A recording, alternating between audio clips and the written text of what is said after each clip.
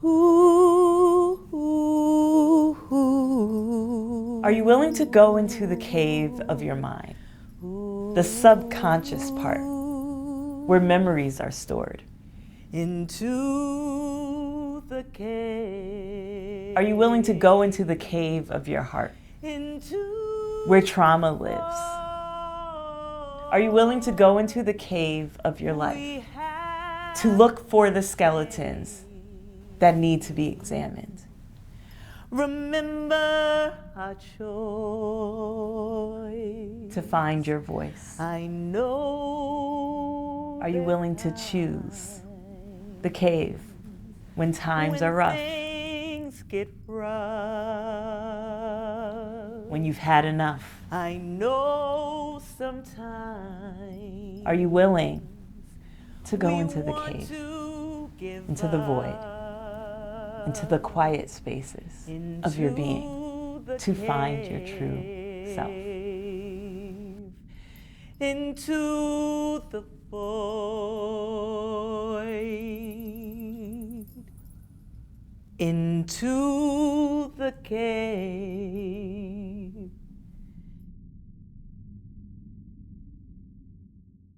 Hey, all right, we're diving straight in. This is episode 2. It just, in my head, it sounds so, it just sounds so rehearsed. Like, okay, if you are just seeing this now, this is episode 1 for you. There's another episode that is actually episode 1. So if this is your first time, please at some point look at episode 1. This is a journey. This is a story. This is a continuation. So you didn't miss much. You're just here and we're here with you. If you did see episode 1, please let me know your feedback. Beginnings have always been difficult, for me. Especially when it comes to sparking conversation, being an initiator of conversation. And I think because of my big personality and colorful presence, I present as if I'm probably like that great conversation starter. But when it comes to day-to-day conversation, that's actually challenging for me. Why is that? Well, I'm neurodivergent. And this is about to make a lot of sense why this episode is going to explore multi-layers of my wounds from childhood to my celebrations from childhood, the lessons I've learned, and also the challenges that came with growing up as a Black young girl and living with autism. So, where did this topic come from? Why did I choose this topic to be episode 2? Well, while reviewing episode 1, got the first edit. My inner child's like, oh my goodness, yes, so excited. We're watching the episode. We're like, oh my gosh, really proud of ourselves. And this fly, this fly that just kept buzzing around, that literally I had to consciously tune out to focus on the episode. So then seeing that fly again and then being hyper fixated on it, wanting to erase it from my camera, and having that moment of actually having the impulse of grabbing a napkin and like wiping the screen, and then realizing the fly is actually inside of this device and I'm not going to be able to remove it, and I just got to accept it, radically accept it, breathe through it, not let it, work me up or trigger me or make me feel like, forget it. We just have to record the whole thing all over again because that fly was really bothering me. So if that fly was bothering me that way, I imagine for my neurodivergent peeps out there, that fly was bugging you, literally. I know that was corny. That's me too. So anyways, now that we mentioned the fly, because I would be the person that reviewed it and would say, really? Really? She's not going to mention that that fly is buzzing around? So just letting you guys know, if that's you when you were watching episode 1, I'm naming it. That fly was annoying. So if you were annoyed, it's welcome. Okay, moving on. The way the brain works here in this dimension of my mind is symbols, symbols, symbols, symbols, symbols. I literally personalize everything. Inanimate things, living things, things that don't even exist, or do they exist? Who knows, right? I deeply relate to many things. I have empathy for the cup that falls and breaks, because then I think about what it feels like to break and what one must do to piece all of the pieces back together. That's literally what my mind is doing 24/7, all the time. Now, embracing that gift, there's a story. And it's not just a story. It is a Odu. And an Odu is a sacred symbol, a sacred message that comes from Ifa. Ifa is the oracle. Ifa helps us get the information that is necessary for us to walk in our destiny and be aligned with the purpose that Spirit has created for us. In my practice, we call God, Spirit, the Creator, Olodumare, right? And when I was literally really having a visceral experience from this fly, watching episode 1, I got this hit. Remember the story of the fly. I'm like, okay. Yeah, there's an Odu on that. How about episode 2? That's what you're going to start with. So I'm like, all right. That's what we're going to start with. We're going to start with this story of the fly.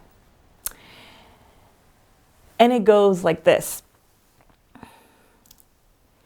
This is actually the story of Ile Aye. Ile Aye is earth. For those of us that might need a little context as to why, out of all of the things I could be sharing, why am I sharing from this spiritual practice? Well, if you're just meeting me, I am an initiated Ifa and Oshun priestess. Gratitude to all of my elders. And the path that got me to that space was a journey of reclamation. It was a reclaiming of who I've always been, and a choosing to step into a role within my family system that promoted us getting more in tune and in touch with our original practices, with our ancestral roots, like really bringing back these ancient practices that we've practiced throughout time that have literally gave us the strength to be where we are now, even though we had no clue things were still working behind the scenes. So that is why you'll probably get a lot of messages from Ifa by being here in the cave, because that's what I'm rooted in. That's my source. So that's to answer that. I'm welcome to all spiritual practices. I have a curiosity to learn more, to get a better understanding. I believe if we are curious about each other, we can actually love each other, like for real. And being curious in a space of, I want to get to know this person to understand them versus they need to change or I need to convince them to choose this thing that I align with. This is not the space for that. This is a space for you to bring whatever led you here and know that it's welcome and you are safe in this space. So back to the story. This is the story of Ile, Earth. When she came to rest, to live, to thrive, Ile was so comfortable. Like, this is the perfect position for me. This is where I like to exist in. This is enough. This is enough. And one would think, that's great to be humble, right? Like, to really say, yeah, this is enough. To have gratitude. Yeah. And the shadow side of that is sometimes that stunts our growth. So as Ile, as Earth is in this space of comfortability, as Earth is like, yeah, this is enough for me, the mat gets placed on top of her. And the mat also had a little bit of pride, you know? Like, look, I'm on top of the earth right now. You know that feeling, right? Being on top of the earth, being on top of the world, right? The mat's like, I'm good. This is enough for me. And then Ifa said, remember to check in with your Ori. I tried in vain to hide myself, but my Ori would not let me hide myself. Ori means destiny. So that saying, that mantra, that chant, that Oriki came to the mat. I tried in vain to hide myself, but my Ori, my destiny, would not allow me to hide myself. But the mat refused to offer Ebo, as the earth refused to offer Ebo, because they were both comfortable. And Ebo is sacrifice. And because the mat did not offer Ebo, the rug was placed on top of the mat. When the rug was placed on top of the mat, the rug too felt, this is great. I'm like in a home now, right? People are walking over me. People want to engage with me. Huh, that's interesting. The rug was satisfied with people walking over me. The thing is, the rug forgot that sometimes you need boundaries. Sometimes you need to tell people to take off their shoes. And if you refuse to, you cannot walk. You cannot come in. But the rug was satisfied with this. So, like the mat, the rug refused to offer Ebo. I tried in vain to hide myself, but my Ori would not let me hide myself. That chant still is coming through. That Oriki is still coming through. And in that moment, the stool was placed on top of the rug. And when the stool was placed on top of the rug, the stool was really feeling sturdy, right? I'm on top of the earth. I'm on top of the mat. I'm on top of the rug. I'm the stool. Like, people took a lot of time to handcraft me. I have dimension to my structure. I'm able to stand taller than the earth, the mat, and the rug. So, of course, the stool also was comfortable with that position that it had and refused to offer ebo, refused to give sacrifice. And I think you guys are getting the rhythm at this point, right? What do you think happened? Yeah, that happened. The king was placed on top of the stool. Sometimes we're in that position, that little sandwich where we are so comfortable with the position that we rose to, that king, whether that be that boss, whether it be that partner that might not show up for you the way that you need them to, whether it be America, whether it be capitalism, gets a seat on top of your head, your destiny. And is that level really enough? So, going back to the story, we're still in the story. The king sits on the stool. The stool almost has a little bit of excitement. Oh my goodness, it's the king. The king is sitting on me. How many of us have been fanning for that thing that is close enough to the thing that we really want to do? Or that person that is living the life that we really want to have. Scroll, scroll, scroll, scroll, scroll, scroll, scroll. When do we go to the black screen? When do we turn off the phone, look at it, and see our own reflection?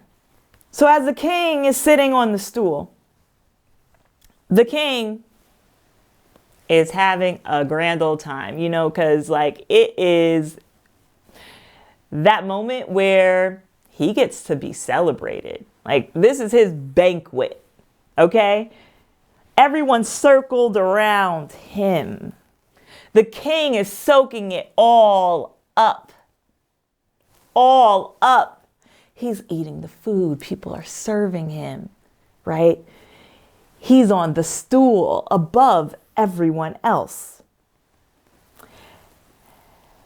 Kabiesi, they say. Kabiesi, they say, which is he who must not be questioned. See, that was just a title that wasn't the king's Odu or destiny. Sometimes we get caught up in the titles. And the titles stop us from actually moving forward to getting to our destiny. So, Kabiesi, don't question the king. And the queen knows, I shall not be questioned. But being questioned has nothing to do with the fact that nothing is above us, or below us, or beyond us. Meaning, what happened to the earth, the mat, the rug, the stool, can also happen to you, king. So be careful with your arrogance. So as the king is relishing in his own glory, the crown is placed on top of the king. It's not about the king anymore. Now it's about the crown. It's like the flashing lights, right? It's like the shiny things. It's that new car that you posted on Instagram, right? It's that new house that you shared with everyone because it's a validator of, don't you want to work with me? Look how many millions I've made. What if the millions was never the goal? What if breathing, living, sharing, storytelling, singing, dancing, what if that's the goal? And the crown felt that was the highest level that it could ever reach, and refused to offer a bow. In that moment, the peacock feathers were placed on top of the crown. They felt their level, their position was the highest, because they were able to move with the winds of change. They remembered that there was a greater source that flew across the land, gathering wisdom that they were connected to. But they still refused to offer a bow. And the Oriki continues, I tried in vain to hide myself, but my Ori would not let me hide myself. That's the reminder, and we're getting there.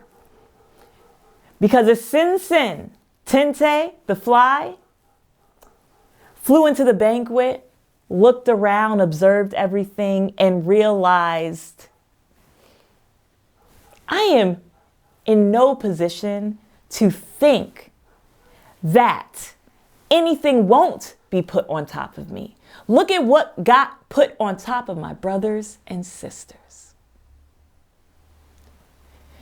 Sin Tente realized that with this pattern of the peacock feathers on top of the crown, who was on top of the king, who was on top of the stool, who was on top of the rug, who was on top of the mat, who was on top of the earth,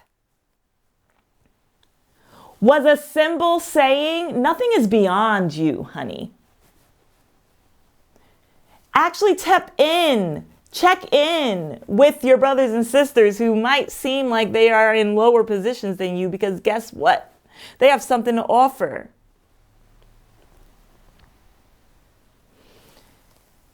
So this is the message. That moment when the fly fully embodied that. I tried in vain to hide myself, but my Ori would not let me hide myself. Meaning, no matter how many things get placed on top of us, if we remember that even when we are in those states, when we are as small as a fly, maybe we feel like a nuisance, maybe we feel like no one wants us around. When we are in that space, we must remember nothing can be placed on top of our destiny. And that's the Ebo. The fly decided to actually check in with its Ori and feed it. So the invitation is, what in your Ori, what in your mind have you been conjuring? What have you been holding on to, wishing you had enough courage to do? The invitation is to just imagine yourself doing that. I'm not even going to push you to now go do, because this isn't about that. This isn't that type of channel where I give you a false narrative or try to sell you to do something that maybe you're not ready to do. But the invitation is to at least imagine it. Imagine yourself doing that thing. And then check in with your body and see what that feels like for you. So, we're going to transition. And let me check in with Spirit to see where we would like to go with this now. I tried in vain to hide myself. My Ori would not let me hide myself. I tried in vain to hide myself. My Ori would not let me hide myself. I be, I am. I be, I am.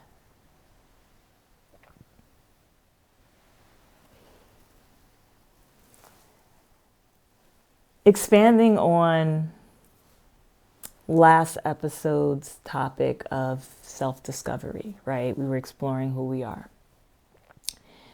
I'll give you a little snippet of my life story.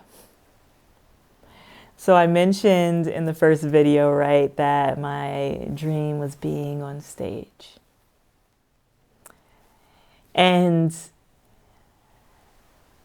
what I didn't mention was my dream was to always be on stage. And as a child, I had enough courage to actually see if I can make that happen. What do I mean by that? What I mean by that is I grew up in the studio. My bloodline is thick when it comes to entertainment. My dad has his own record label. He was a songwriter. My mom worked a lot, type A, boss, right? My mom worked a lot, type A, boss, lady. And my grandma would watch us while my dad would work. And then when he was off work and he had to kind of take over and fill in for my grandma, I would be in the studio with him. I would watch his artists come and record. My uncle and him would be making music all the time. I would watch the whole process, and I was in the studio for hours. All of you kids who grew up with musician parents, you know that feeling. All of you musicians right now, we be in the studio for days, literally. So I'm in a studio, and it just felt like home. And I remember getting old enough to sing harmonies, and I was so excited. And my dad allowed me to sing harmonies, background, as backup on his projects, which was really empowering. And then at age 12, this little, spunky preteen was like, you know what? I want to create a music group. Age 12, okay. Now, my 12-year-old self goes around to find who's going to be in this group with me. And I got my friend Lorena and I got my friend Mercedes, and I was like, hey guys, look, I know we're trying to do this like teenager thing. I probably didn't say that, but this is just me telling the story. Like, hey guys, look, I know, you guys want to do the teenager thing, the boy thing and all that stuff, but like, you want to create a music group with me? And they said yes. So a lot of like my high school career, I said career, like, cause I really what, you know what I mean? Like I was in it. Okay. My dad produced the album, helped us write some of the songs. We got it pressed. We got it in Tower Records. It was sold in Tower Records. We had local shows. At one point, our posters were up in Tower Records. We sold a lot of tangible CDs.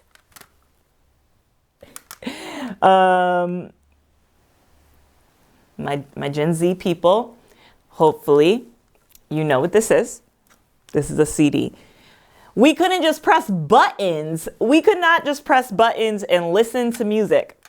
We had to get this large device thing, put this disc in it. You guys still know what DVDs are, right? So similar to that.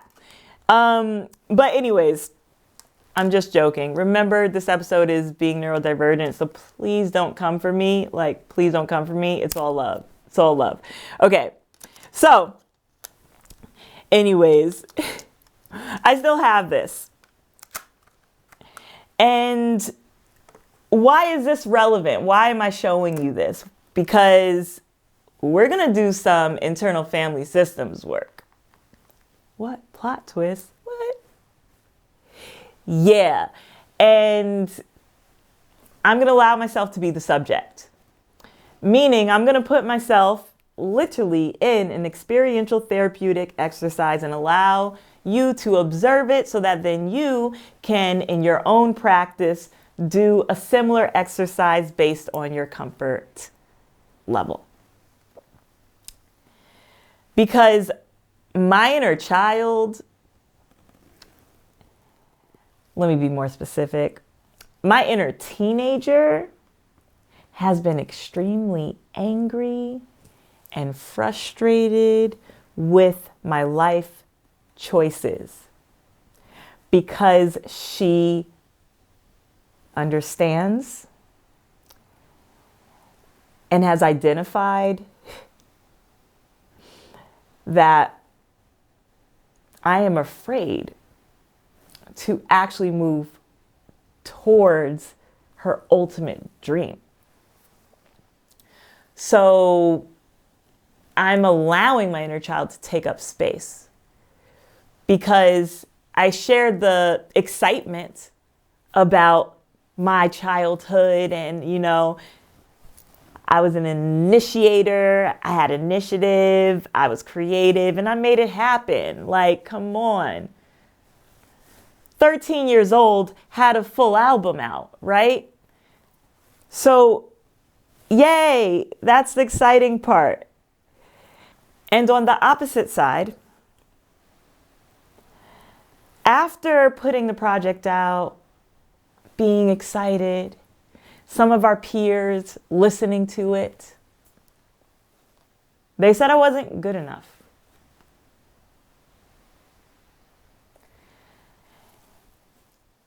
And once again, that child that was pulled out of regular classes, placed in special education, not given the resources that she really needed to learn because the teachers didn't care enough to teach it in a way that she could understand it.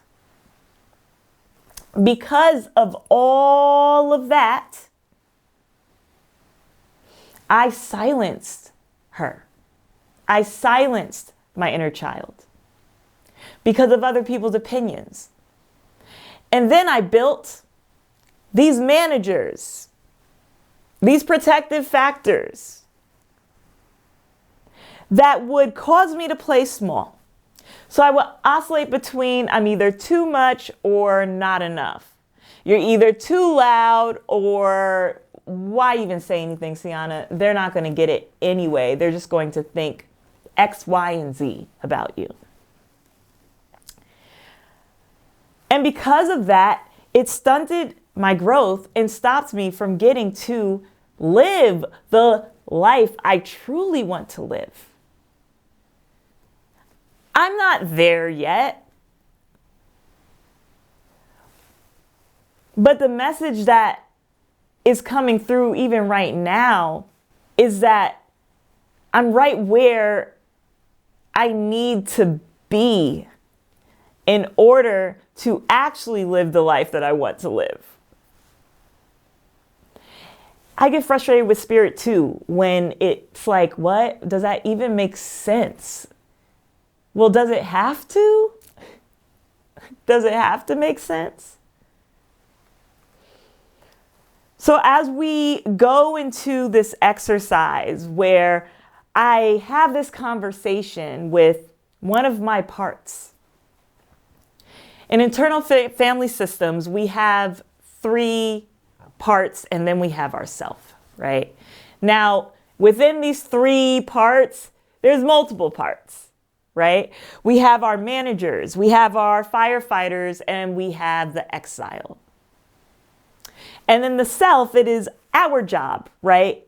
The part of us that has clarity, the part of us that has hope, the part of us that has peace, the part of us that's grounded, the part of us that is able to kind of be in that middle space and consider the logic and the reason, and then also consider the emotions, right? And the passion, considering all of that to find cohesion. So I'm going to have a conversation with my teenage self to get to the root as to what has been blocking us from taking the next step in our growth, in our life, towards the life we truly want to live. So before we go into the exercise, I'll do a little breakdown of the different parts. We have our managers, we have our firefighters, and then we have the parts of ourself that is exiled. In the manager space, we tend to be critical. We tend to take preemptive measures. We tend to overanalyze. The managers are set to kind of make sure that people receive us the way that we want to be received. And ultimately, they protect us and keep us safe. Then we have our firefighters, right? These are our trauma responses. This is when we either disassociate, explode. This is when we maybe fall to coping mechanisms that are unhealthy. This is where mental health challenges come into play. This is where depression lives. This is where anxiety is. This is where a lot of the emotions that have been suppressed and protected, right? It is that space. It's in that firefighter space. And then the exile self. This is the part of us that we literally locked in a box. This is the part of us that maybe others shamed, maybe others misread. These are the parts of ourselves that we are terrified for anyone to see or find out, because if so, they will cast us out. And unfortunately, we have been in a culture of cancel, right? Like where you make a mistake and you're demonized for it. So I get it, right? But the goal of IFS is to really merge all of these parts together and for the self to take the driver's seat. For the self who can be grounded, the self who can rationalize, the self who is able to name an emotion instead of project it. It is for that self to manage all of these parts. Let's go into the exercise.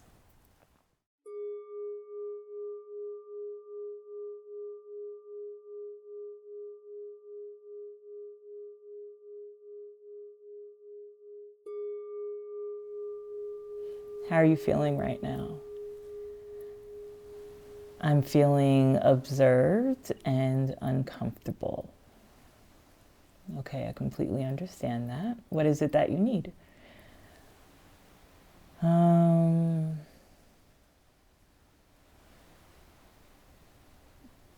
need to be received.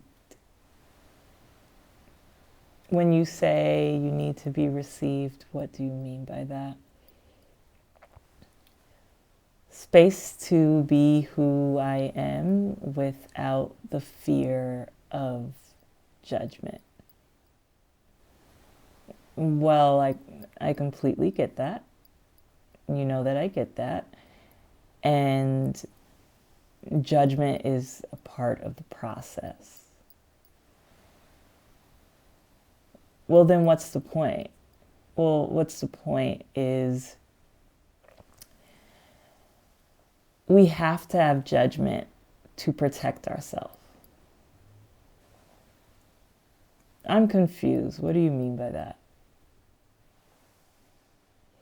We have to have judgment to have discernment. Right, and it makes it really hard when we want to share something, but we are hyper focused on what other people are going to think about it. How can I be myself if it has to look a certain way and be packaged a certain way for me to be heard?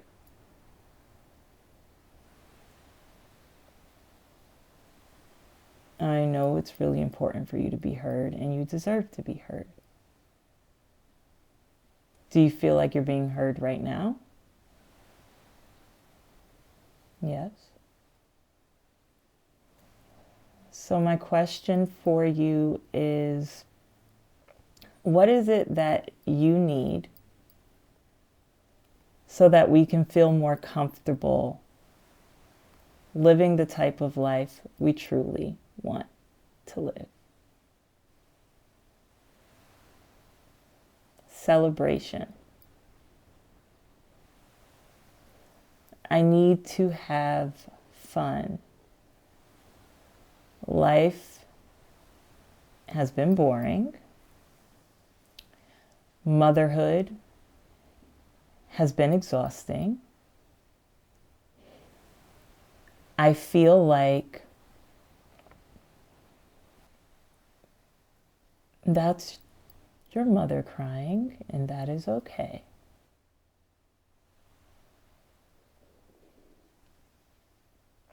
And you don't have to hold back your tears.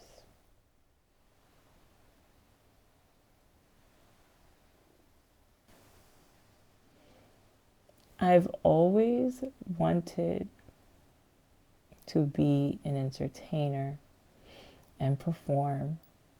And I feel like now that you have a child, it will never happen. Okay. First, I want to validate that feeling. And I take accountability for focusing more on my therapeutic work than on giving you a stage to perform on. In no way was that me giving up on our dreams. Circumstances have shifted. And I know motherhood has been extremely challenging and draining.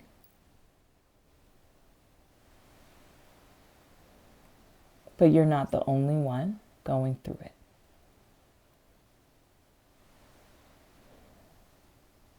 And I understand how that can feel invalidating. I said that so that when you're in that space and you feel alone, you reach out for support from other mothers in the community. I know that the way life looks right now seems far away from what we truly, truly, truly want, which is to just exist, really, for real, to just have fun, to be in joy, to be in love, to procreate without capitalism in some way. That's the dreamer in you. And, you know, I believe as a collective we can do it. I believe as a collective we can do it. And also, what's happening in the world right now is heartbreaking. I'm feeling complete. Are you feeling complete? All right, I'm gonna say it out loud because I'll feel complete when I'm on that stage, she said.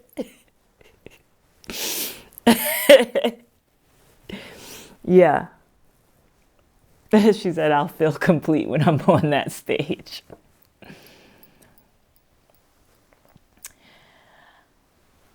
I know that was a different experience, or maybe it wasn't. Maybe that's just my insecurities and fear of, oh no, people are going to think I'm a weirdo.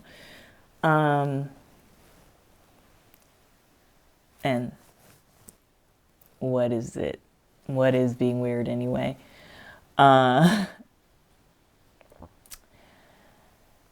But yeah, my hope is that you were able to receive that experience from a place of openness, and hopefully something that was said during the exchange I had with my parts. Hopefully something inspires, uplifts, or is supportive for you. All right. Shaking it out. That's a lot, you know? Woo! Woo-wee! Shaking it out. Okay.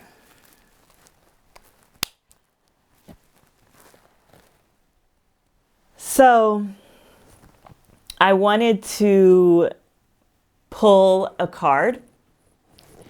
We're only going to do one card today because at the start of the episode, before we turned the camera on, I shuffled and sat with the deck and really just asked for some sort of guidance as what is the rooted message for today's episode? Like, what is the message of today's episode? And we had a jumper.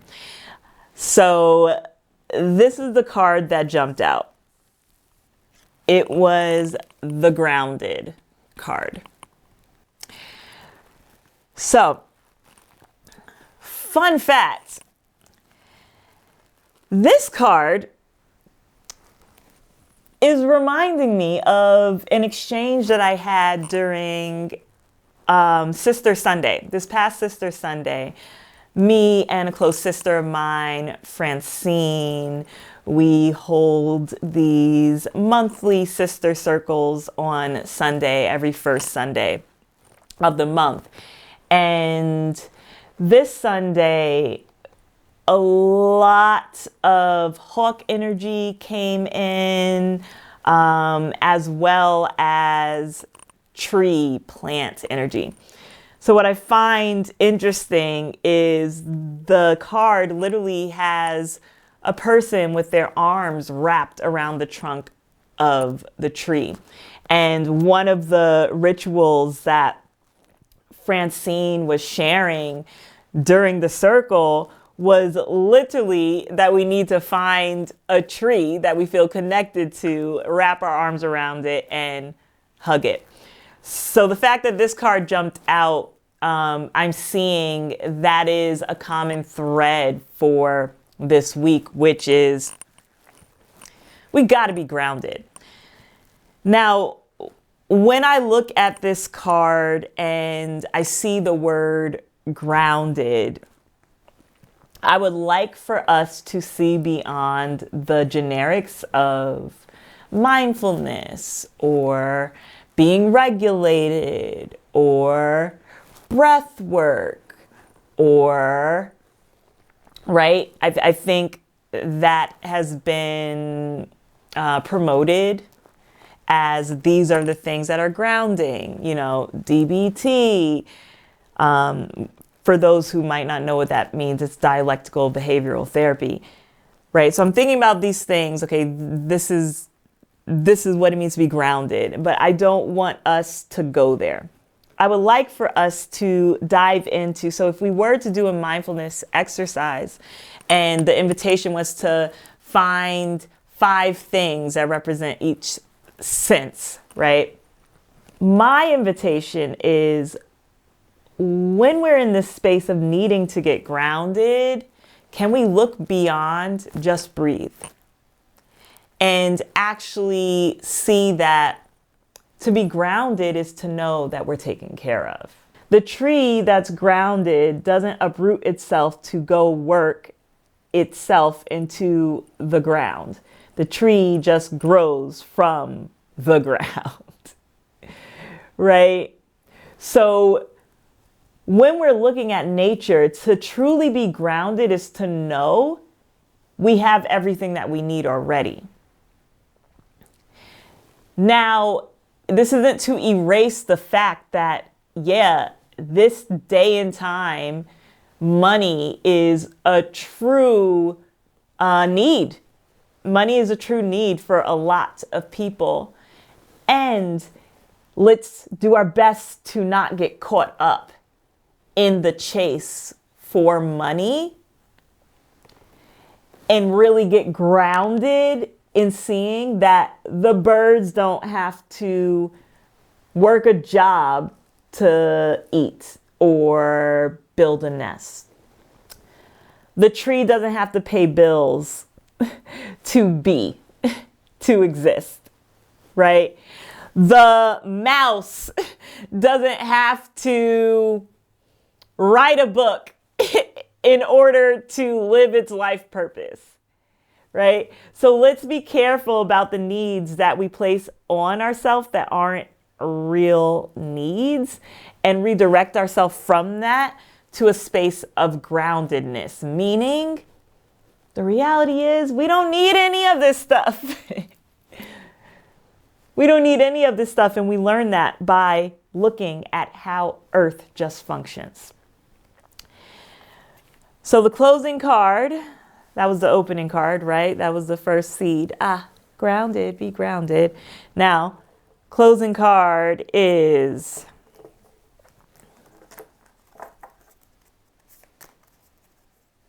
let's see.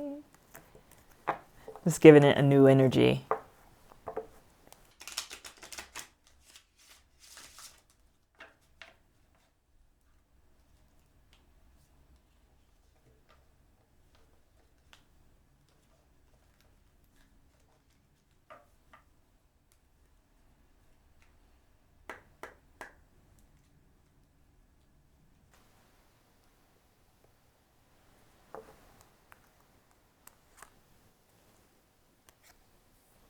Ta! I love it. This is great. This is great because I do remember boundaries did get mentioned earlier in this conversation. So this is what's coming through. Boundaries, boundaries, boundaries. Boundaries. Going back to that judgment piece, the need for judgment, right? If we accept that we will be judged, and then we discern who we want to actually engage with, even then, boundaries have to be set. Boundaries have to be set. What does that look like, right? We have our spatial boundaries. We have our emotional boundaries. We have our physical boundaries, right? And it's going to be important for us to sit with ourselves to really take inventory to see what do we tolerate, what won't we tolerate from certain environments. The environments we choose to place ourselves in, right? Boundaries are supposed to be something that is done prior to an offense. So let's actually allow the people in our lives that care about us and love us know how to best love us. And they won't be able to do that without us literally declaring and saying, this is what I'm okay with. This is what I'm not okay with. This is what will help in cultivating these spaces where consent is necessary and valuable. Why did I say valuable? Is because I think oftentimes we get so wrapped up with our own desires and our own needs that we don't even consider or think about anybody else's boundaries, if they're okay with this, if they're not okay with this, right? So when I say value, let's put value on consent. Let's put value on consent so that we can actually work together as a people and find a space of harmony. To be grounded, to have boundaries in a world where there's chaos is extremely important. I'm going to say that again. To be grounded with boundaries in a world with so much chaos is vital. So if you have struggle with setting boundaries, if you have struggles with getting grounded, ask for support. Ask for support.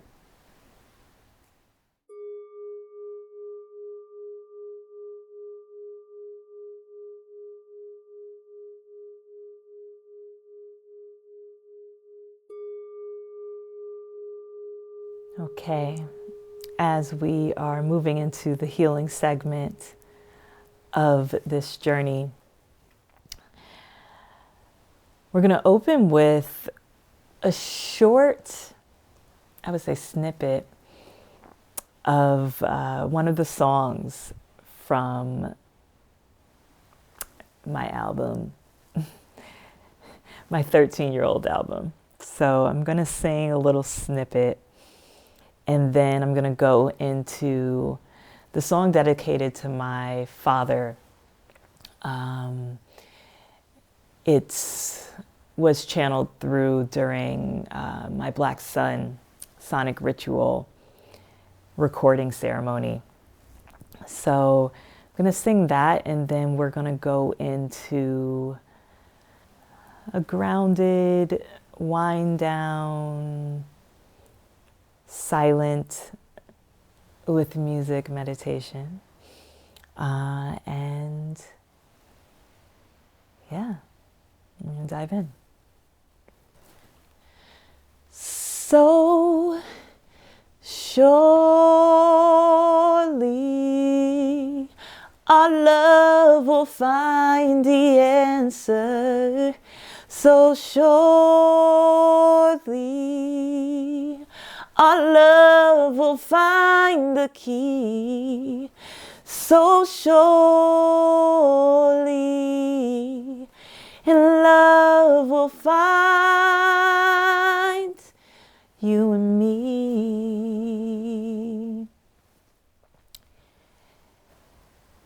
My dad wrote that song. So,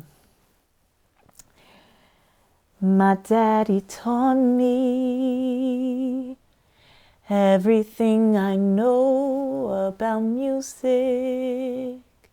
He taught me what I know, and that's why I sing.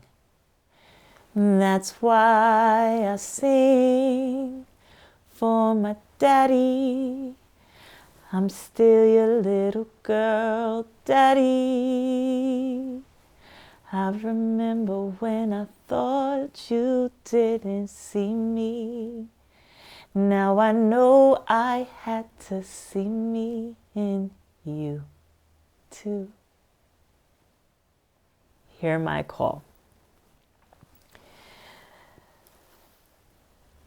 Giving honor and reverence to those who came before me, those who will come after me, and those who are present with me right now. Taking a deep breath in through your nose, breathing in, holding it at the top, thinking about anything you would like to release from your consciousness, holding that in your mind and then choosing to release it while you release the breath. Release.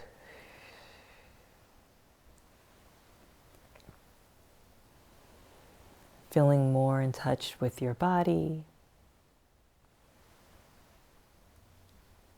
Feeling grounded. Feeling ready to receive.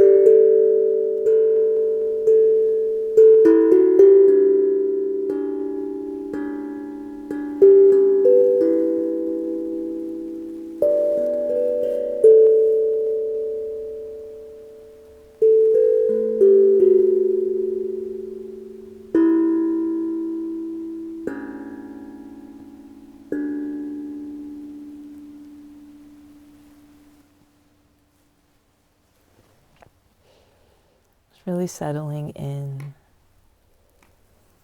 to the frequency of release. Choosing to connect with your inner child. Finding where you have locked them up within yourself. What needs to be explored? What dreams still need to be fulfilled?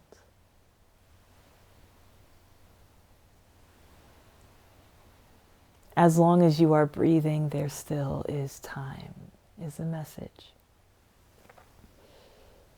Ask your inner child what it is that it needs from you.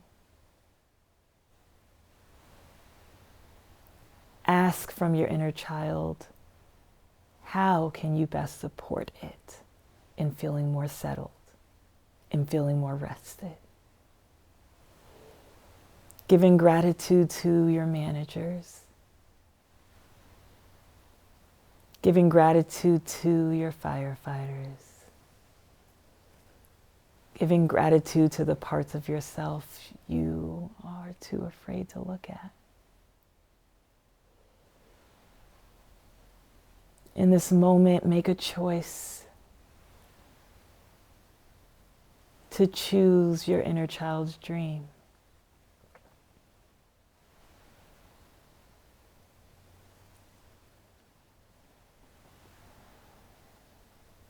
Make a choice to believe it is possible. Think about what you will be leaving behind. The connection between our belief in self leads us to an offering and a legacy that we can leave behind for others to tap into. Reconciling all parts of yourself, bringing them back to wholeness, back to cohesion, back to fusion. Understanding that whenever you need to check in with one of these parts or all of these parts, you can always come to this space. And if ever you feel stuck, into the cave you go. But the question, as always, is, are you willing? Are you willing to go into the cave? And if so, into the cave you go. Ashe.